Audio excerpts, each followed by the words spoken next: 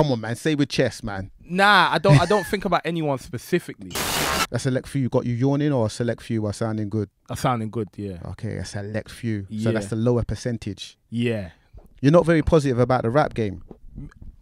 I don't. Can we curse on you? You can. Yeah, you can. We can. You can yeah. express yourself. Never know. My pastor might be at one of the shows, and so it's hot. You're ready for the war. You go back and want forth. It. I almost want it. Oh, you do. You're inviting that. Yeah. Tell him in the camera, man. Yeah, no, 100%. If anyone wants to come for Stone, innit, it's crazy. I think the first guy that really consciously that I heard was actually Grandmaster Flash. I heard him on Grand Theft Auto 3. It's a mad one. SK Vibemaker. SK Vibemaker. My interviews are hotter. You know we bring through the best special guests. We are not changing tradition anytime soon. We got East London born, Birmingham raised, Kofi Stone's in the building, man. How you doing, sir? I'm good, you know, brother. Feeling good, man. Yeah. Not your everyday type of artist, you know. Not your everyday type of MC. You know what I mean? I feel like you are definitely quite poetic with it. You are definitely not like doing run-of-the-mill stuff that's on trend. You're definitely quite retrospective with your raps. The production is definitely not turn up or drill. It's quite soulful and like maybe people might say traditional East Coast sound. Would you say that's true of Kofi Stone? Yeah, I definitely say so. I think that the sound that I sort of chose was kind of like very heavily influenced by the East Coast. Boom bap, the classic sound. The East Coast of America, yeah. New York and all those type of places, just in case you don't know. Yeah, man, 100%. Yeah, I was vibing on that as a kid. Your Lupe's, your even Kanye, going to Kanye, like obviously like he's from Chicago, but that sound there, that whole sort of more soulful beats, sample based stuff was what sort of grabbed me, you know. And yeah, I remember I think the first guy that really consciously that I heard was actually Grandmaster Flash. I heard him on Grand Theft Auto 3. It's a mad one. I remember my boy, was mad young, was like in year 6, and he was always rapping he was like spitting the bars like of the track of Feels Like a Jungle sometimes. It makes me wonder how he's rapping it in school, and I was like, yo, what's that? That's cold. Is that like to me? It was like, are they your bars? And then like it just kind of stuck with me. Then we went to his house one time, and then we were playing Grand Theft Auto, and then I heard it. And that was the first time I heard that consciously. I feel like I consciously took in rap, to be fair. Because what, about 9? Straight, early. Yeah. It was, and I was just like, yo, I want to do this. This is, I had this epiphany. I was just like, yeah. From then, I started writing poems. Because my granddad was a poet, like, proper did his thing. And I tried to rap my poems.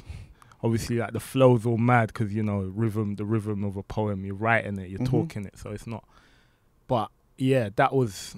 And I remember I used to write them really fast because my granddad was like, "How's he doing it so fast?"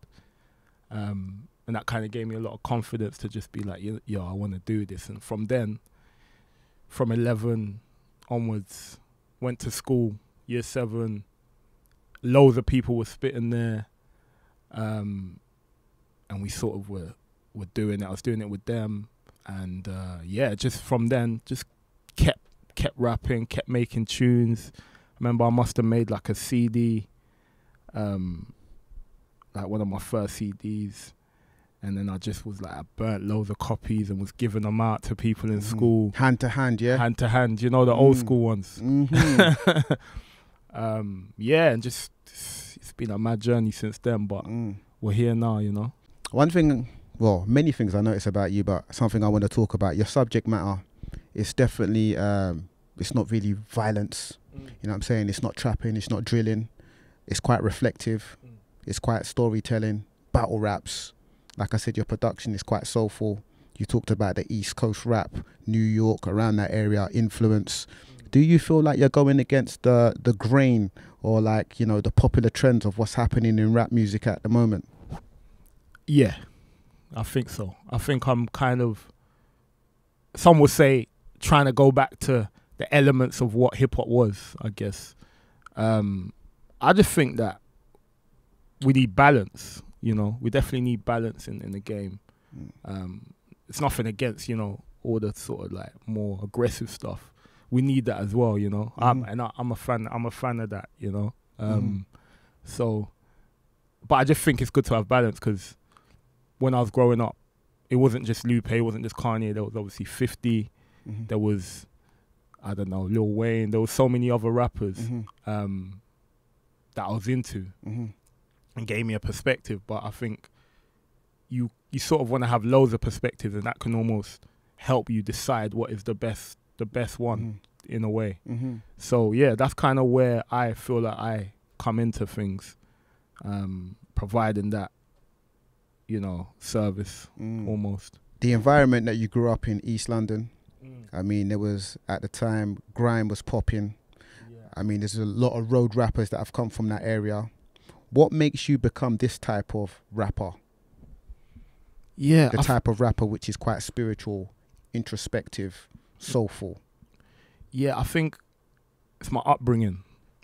I think coming from sort of like a Christian background, what was instilled in me was quite, you know, a lot of values.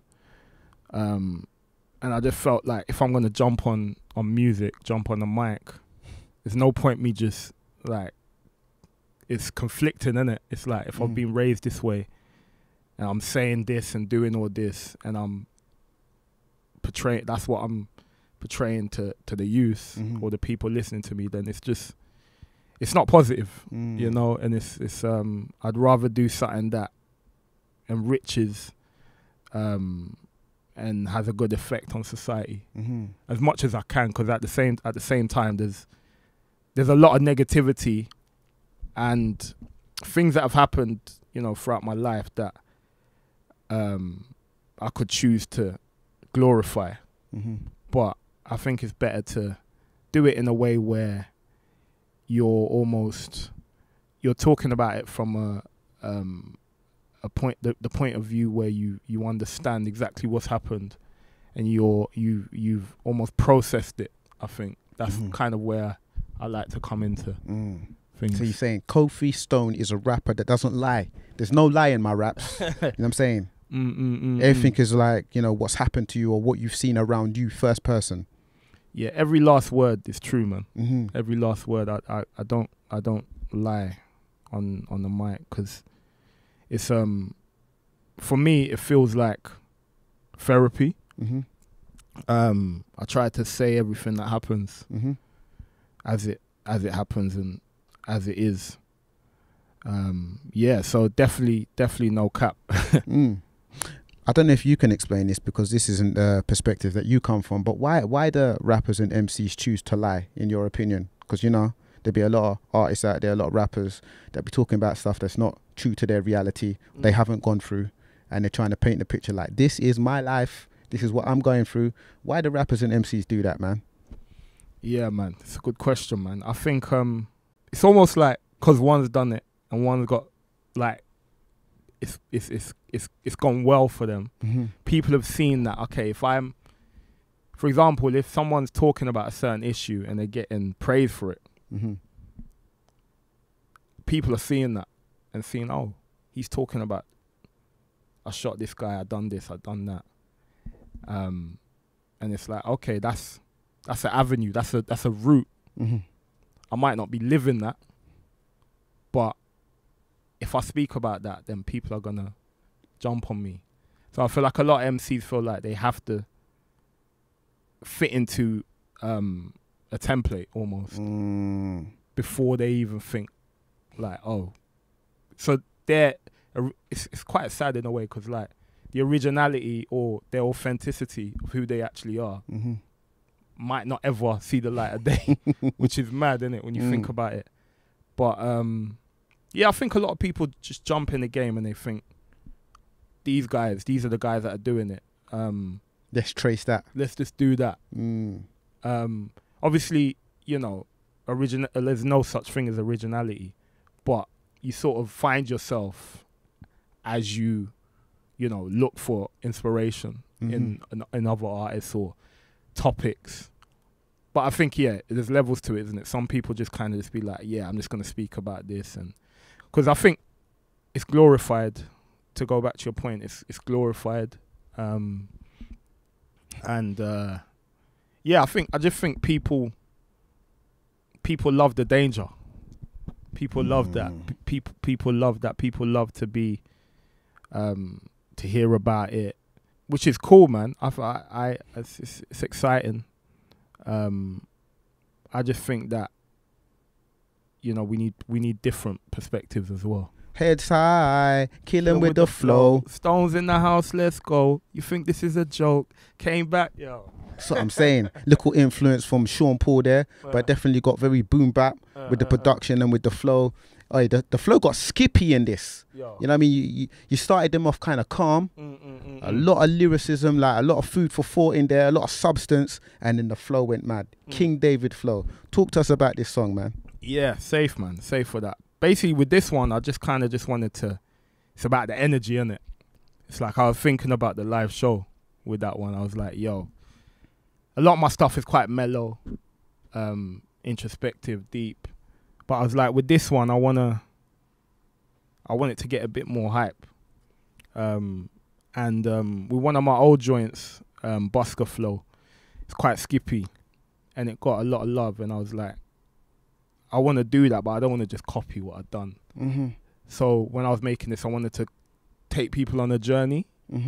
So obviously that was like, it was a bit more, you know, like there was layers to it. It was like I started off calm, and then as I went on, it was more intense.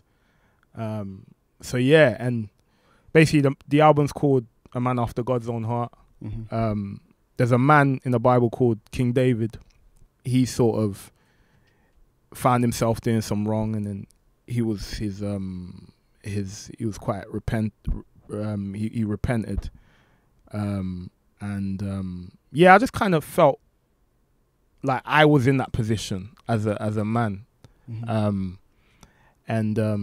going with the themes of the album, it just made sense to call this one King David Flow. It's almost like beating your challenges, you know what I'm saying? It's like, not to use a metaphor, but Goliath being like the things in your life that are difficult, you know, and David's gonna have to get his slingshot, and you know what I'm saying?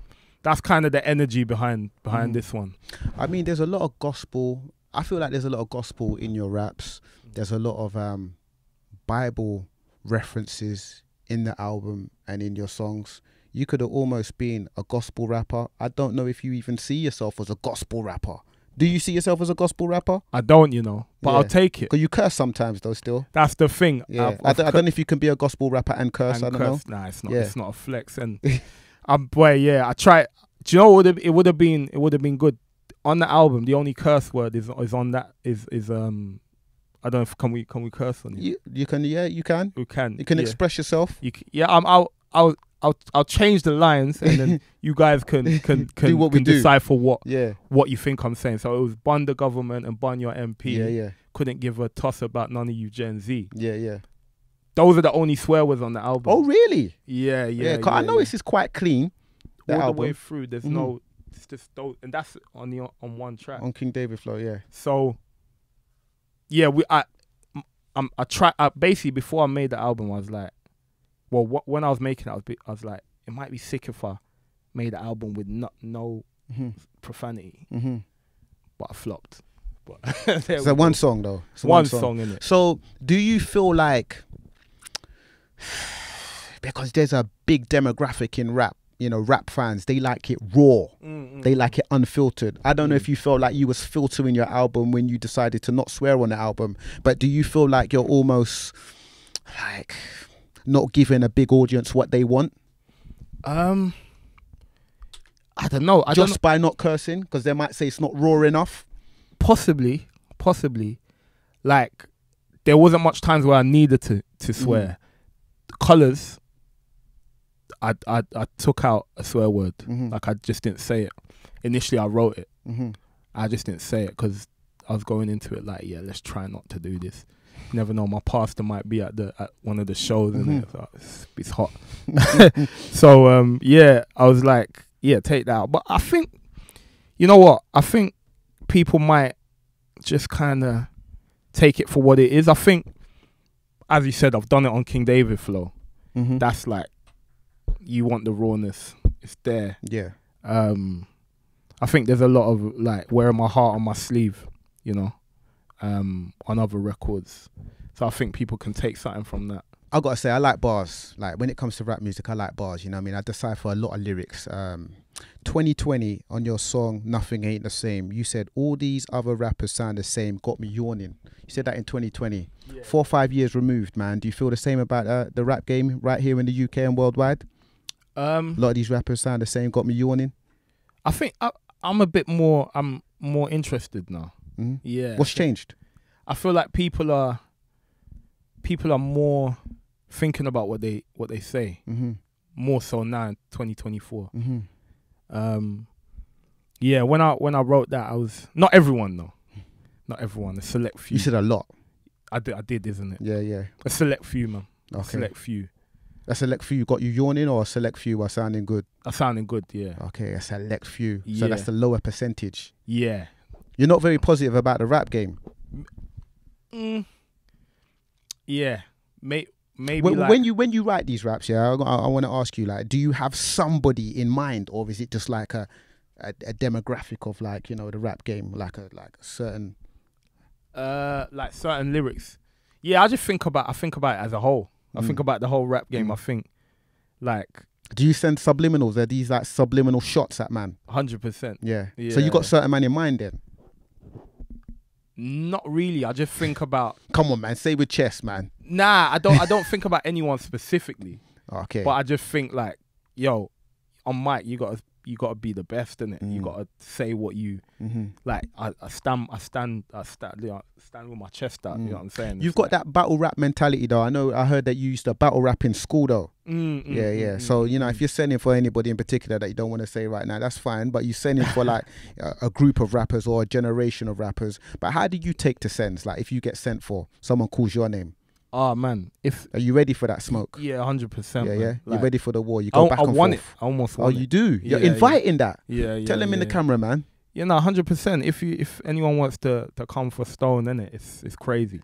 It's crazy. Like right now, like 12, I'll be there all day, every day, ready to just smoke anyone. So, man's here. Jesus. All right. Flipping the subject, man. I've been speaking to a lot of rappers over the last few years about the numbers. The numbers are very public now. Before, it was, you know, buy your album on vinyl, CD, or whatever format that was physical, and you couldn't really see the sales. Nowadays, you see the numbers very much in your face, whether it's your DSPs, your YouTube, and the record labels will lead you to believe that those numbers are the best thing since sliced bread, like those artists doing those numbers. How much of a correlation do you feel like there is between the numbers and how good a song actually is? I think a lot of people are. I think there's a good correlation, to be fair, with out and out rap songs. So, for example, something that's like a bit more, you know, delving into other genres like R&B and that. It's harder to decipher whether that is, that's a hot, like they're barring, or because they've approached it a different angle. You know what I'm saying? I think nowadays, it wavers.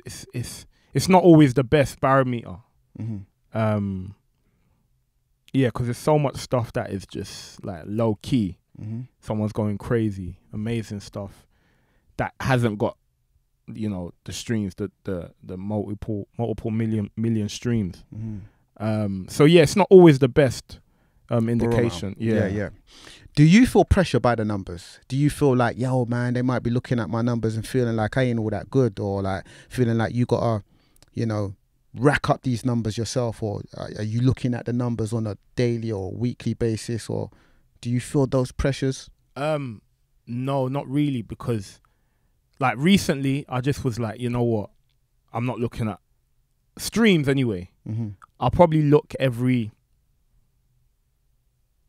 like 6 months. Okay. Yeah. At the like maybe I'll look at my top 5 because you can just see it when you just go on, innit? But I try not to look too much into like each song that's out. But yeah, the pressure, I feel it a little bit, to be fair. I do feel it a little bit. It's like, okay, how much people are with it, how much people are vibing with it, and I sort of I think about that. But I think if you know it's good, you've done everything you can. It's kind of it, really. You can't, unless you got, you need people like Spotify. You need people, because a lot of the times it's the playlist. It's the playlist busting it, or it's not necessarily, unless you got a huge audience and so much people following you on these streaming platforms, then you're not necessarily going to get a great deal of streams. But something can be in like 10 playlists that's got 1 million followers on each playlist, and it's just doing the rounds, isn't it? So yeah, I kind of, a lot of my stuff isn't in playlists as well. So that's what I've clocked, and like I feel like one of my deepest or best tunes wasn't in any playlist, and it's like high streamed. So yeah, I'm kind of like, I look at that and I'm like, alright, so it's done that. Whereas some other stuff that might have been in playlists and it's maybe not as hot as that, I would say, my own stuff, but it's done better. Do you know what I'm saying? Or it's in terms of like, it's gone up quicker, the streams. Trickonomics. It's the industry. It's the machine. The machine, like, it works. SK Vibemaker.